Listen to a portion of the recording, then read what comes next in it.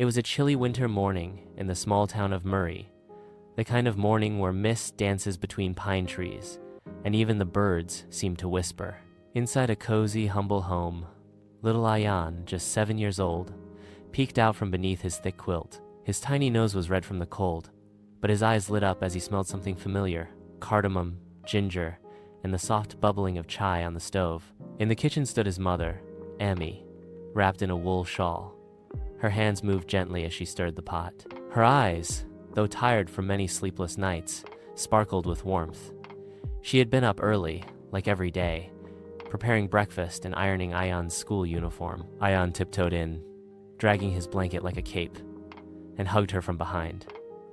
"Ami, is the chai for me?" he asked, half hoping, half teasing. Ami smiled and turned around.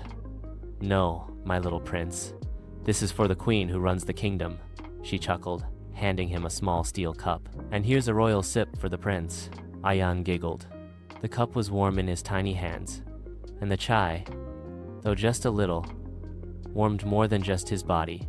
It warmed his heart. They sat together on the floor, leaning against the wall, sipping chai and watching the mist through the window. "Ami, when I grow up, I'll buy you a big house with heaters in every room," Ayan said, puffing his chest with pride. Ami looked at him, her eyes suddenly moist. "Why a big house, my John? So you won't have to feel cold again, and you'll never be tired," he replied earnestly. She kissed his forehead, lingering for a moment. "My sweet boy, even if we lived in a palace, nothing would warm me more than your love. Your words are warmer than any blanket." Years passed like turning pages in a favorite book. Ayan grew up, as boys do, from crayons to college, from wooden slates to whiteboards. But no matter how tall he got, or how far he went, he always came back to that kitchen. One day, as a young man with a job in the city, Ayan returned to Murray for a visit. He found his mother, older now, slower, her hands a little shakier. Yet, the smell of chai still danced through the air. He hugged her tightly. "Ami, sit. Today, I'll make chai for you." She laughed. You'll burn the kitchen." "I've learned from the best," he winked.